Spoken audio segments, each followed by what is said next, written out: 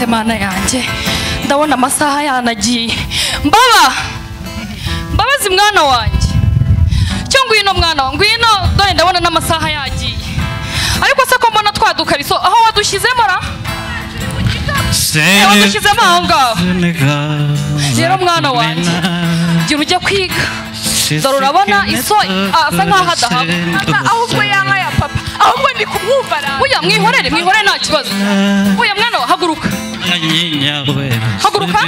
ntacyo wowe humura araje ndamwigisha araje ariko nta kibazo ngwino hagarara hano inyuma yanjye ngwino se noneho ni ruba ruva no mu kanwa umugore mwiza karame mugabo wanjye karamizwe nkare ariko se ubwo byo nibyo biba bikuzanye ahangaha kuza utukana ubwo ni iki wigisha umwana ariko umwana se cyo kinyendaro ariko ntugatuke umwana ntabwo ari we wamubyaye koko simbyara abakobwa ntabasha no guhagarara utabyara abakobwa se aba babyara abo ntabwo ari abantu kambona ahetse ibikapu agiye ahubwo wakerewe ubwo se warebeye ko uyu munsi ajya kwiga koko mwana yanjye ajya ku ishuri ako se ni agahungu burihiye ariko se abana bose si biga koko umva iya nkana zangura ubwo ntiwabigurishije kuri amafaranga wari ufite none se nabigurisha urumva yari ujya kwiga ate koko mana yanjye abagabo ndicumu ndamuheto ndaguhitana mana yanjye ndaguhitana ariko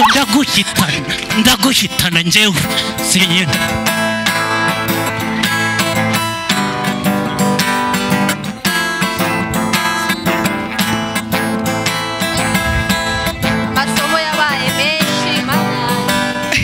Uwase mana we mana ishimwe mva wambere inshuti nziza mana we nukuri igihembwe kirarangiye yerega ni mama wangiriye iyo nama arambwiye ngo nzaba umwana mwiza ku ishuri uzi ngiye ibintu mama yankoreye uzikampaye dukingirizo ngo ntuzane ku ishuri niba icyo ndi butumarisha udukingirizo mama arambwiye ngo nzifate nkomere ku busugi bwanjye none ubu nanjye naradusize nzifata none se ko igihembwe kirangiye tugomba kwifata rwose nta n'impamvu nese amasomo uratsinda sha ndatsinda usibye imibare iginanira ariko nyine ndatsinda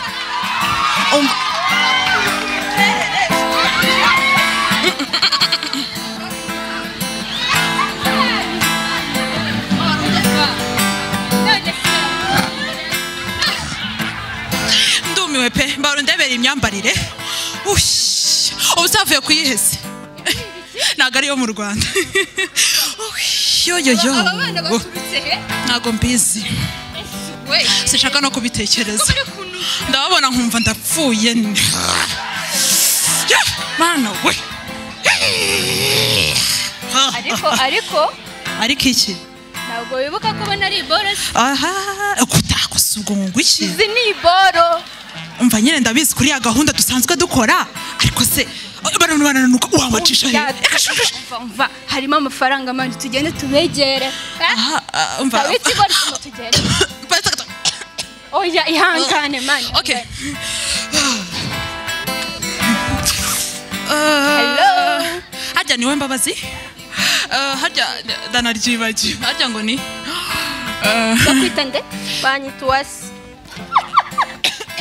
amazina yo mu binyejana umva none se kwa gatanu mufitiye gahunda dufite kujya kwiga no kujya gusenga yego mana njye none se iminsi yo kwiga n'iminsi ya weekend mwitandukanya mute nise nitwaje kwiga tugomba kwiga tugacyura amanota meza okay byandenze nkatangare bambaye gutya umva kwa gatanu dufite gusohoka ugakuramo ibyo bintu ngo amashuri ukajya kubyina ukarya ugasinda byose ntabwo urambiwe akawunga kuri kurya akawunga ibintu umva rata tubibwirira twebwe tubafitiye plot none se dusohoka gute mu kigo ako ni akantu toto twebwe dufite imodoka baragushuka batazatwirukana bamushuka icyo ariko bitebye ko ufite aka kantu nikagenda umva rata uri neza oye niba hari abahanzi n'inkoko yo ibyo gusa cyasiza wowe wumva neza rata twigendera iki kintu ariko uragikuramo iki kintu ndacyarumva ni bwo buranyishe shwi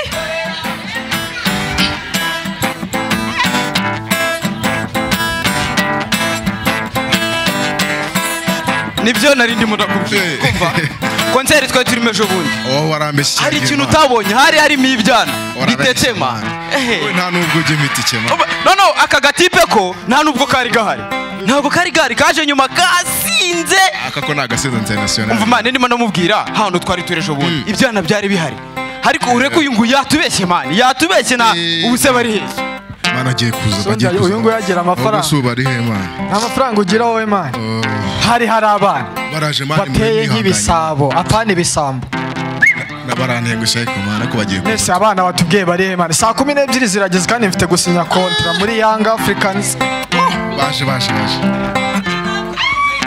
n'uyu nguyu gafite ubwoba gusa muhobere neza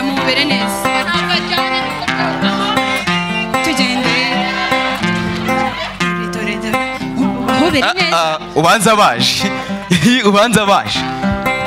bro yo babana mane bari baje uyu ni wandi washakaga gatso uyu ni wandi wanjye okay dore n'uyu nguyu no urazamura amaboko gutya none ngewe karimo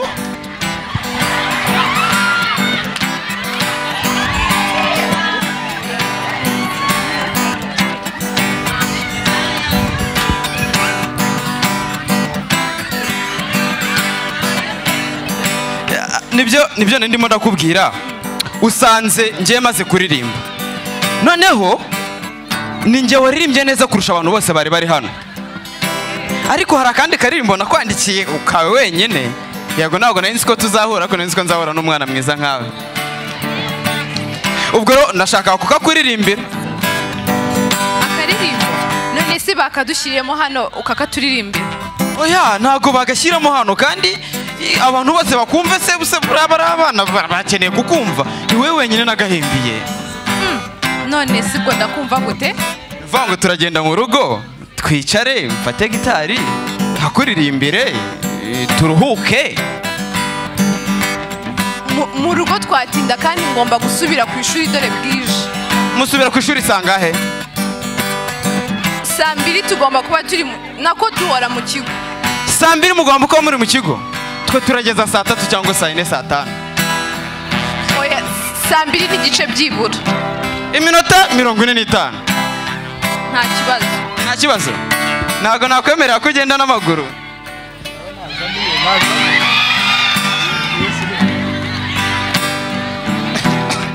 sasa sheri kubona umugoroba ugeze kandi dore rwose mugiye gusoza ibihe byo kwiga kandi rwose ugombye gushimisha umugabo kame ugombye kunsura ukareba nyine ibikombe mba naratwaye sibyo sheri wanjye ariko se nawe n'iryari ntagushimisha ubundi nese kunshimisha rega hari ibintu biba ari udutonyanga ariko hari n'inyanja dukwiye gutemberamo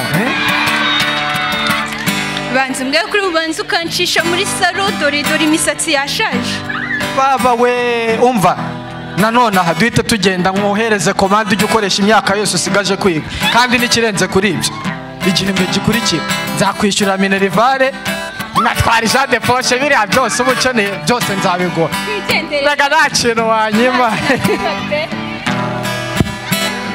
sheri urabona amasaha yagiye ubu tugiye kujya mu rugo hari akantu mufitiye nyerekane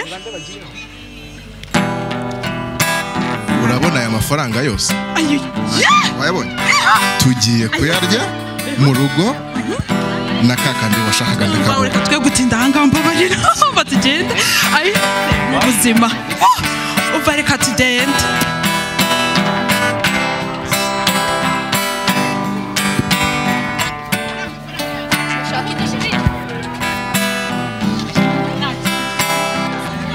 ariko se mana ibi bishyimbo noneho se noneho noneho ndabigirana niko mugabo wa aka kavura kiyi noneho ndabona utashye kare rwose yego mvuye kureba uko bimeze mu murima muraho neza muraho meze neza icyaka kinyishera aha ubwo ndakuza ushaka bimwe byawe reka kukuzanira usijya se sinashaje akira ngaho rero tugire tuvuge ibishyimbo by'ejo niko karame mugore mwiza. biriya bishyimbo urabona bitagiye guhera mu murima. Biriya bishyimbo rero nakubwiye ngo ushake baba ariko niko ugaruka hano simbabazi ariko usigaye ufite imico nk'iya nyoko neza. Ntugatuke umwana utarumva n'ikibazo cyari hano. ngo naratemesheje. Ese uratemesha umwana araza ambwira mwana wawe ntabwo nzasubira ku ishuri. Ntabwo uzagira iki? Narabivuze bangurishije ingurube bangurishije. Mbabazi nagurishije inka. Uragira ngo ntafite ikimwa. Ndahitana. Ngaho mbwira mwana wa bite bimeze gute? Narabivuze. Ugeze ute mwana wa? Ugeze ute? Narabikubwiye ngaza. Mbwira iki? Ngo murihire nginka yo mu kirari igende hazi hagende iyo mu rugo. Nurangiza azanye undi. Narabikubwiye ndaguhitana. Abana nawe agiye kuzamfatanya na se. Niko mwana wa? Ndaguhitana. Mamba bariye koko. Nzagira kubyara umwana nesha umutwe. Ngire se utanyoroheye. Bureka bamfata ndakwita ndakuraha. Akoko kaje. Kurwana habaye iki? Ubu uyu ntibajyanye. Oya nayo Mbabazi ari hehe se? Ndabahitana do. Mbaba agenda muzitwarira mwazishyize sha ndaguhitana ariko wowe. Yo Mbaba bite kurimo kurira? Ubuzima bwanje nzi ndatwite. Ngwaye sida. Imitezi. Indwara zose. Ye Mbaba ihangane. Kandi nawe narakubwiye. Gusa Mbaba ihangane. Shima Imana ko uri muzima. Wa mugenzi wawe we yitabye Imana azira gukuramo inda. Ihangane nukuri. Imana yacu we. Muhafi. Yewe muhafi. Byagenze bite? Ariko sababa baza ceceka. Byagenze bite muraho neza? Byagenze bite ko murwana? Ariko ntukanukire umwana. Yavuze ko asa na sogokuru wawe. None se byagenze bikaba ababyeyira. Umukobwa wanyu ari mu cyumba ariko arenda kunyicana nawe. Byagenze bite muko? Ndatwite. Uratwite? Sinibyo gusa indwara zose zankuriyeho sida. Ngwino nkubwire. Haguruka nkubwire. Ngwino wicare hano.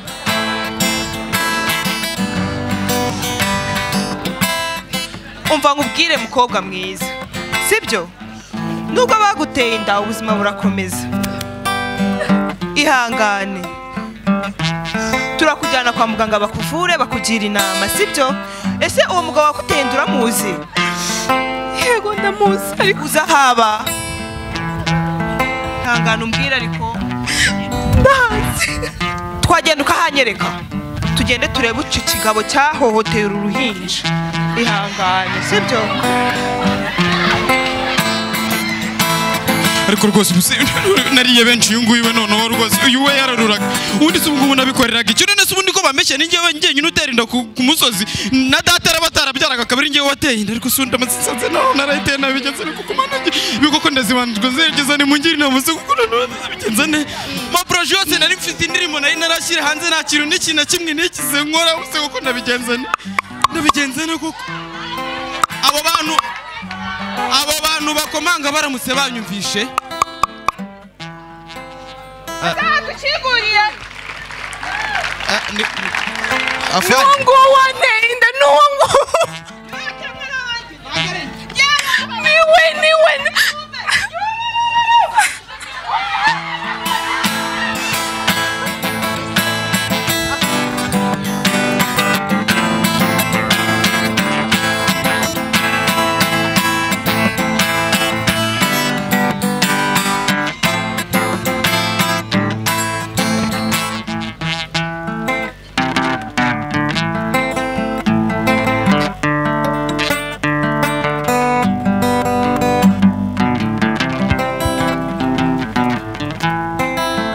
I found myself in the sea of beautiful faces, in the hearts full of blessings, in the clouds shining for she and he on the shore, playing for love and nation, female for fair, for liberty, and for positivity. My nerves curved with joy, their soul, grown care like a lion, ready to plow. That's how I found myself in the areas mostly common to females. I have loved this kind of body. I love every feature it possesses. I like it when I stand on my shoes and hate it when they disqualify my arts. But am I confident to show off? Beautiful ladies, should we do compelled? Talents and courage shape our success. Vision and mission sharpen our power. Just like a moon and like a sun, with the certainty of tides, you can win. I know the fear ties your arms. With courage, you block the chains. The heart you have is strong enough to never be shaken. Talents you have is the heritage for our country. Girls, listen to me. These lines should be long, voice sharp like a music to heroes. I wanna say this loudly. Perceive it wholeheartedly. Dream, dream, and dream. You've got power. Dreams can be reality. Having courage, you climb every mountain. In your self-esteem lies possibilities.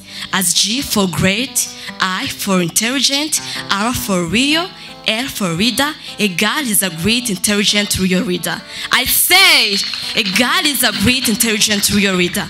Pursue every challenge. Dream every minute. Work hard every second. Read and rule. Stand up. The world needs your presence. Shine bright. The people around you cries for your brightness. Just like a moon and like a sun, with the certainty of tides, you can win. Girls, get equal.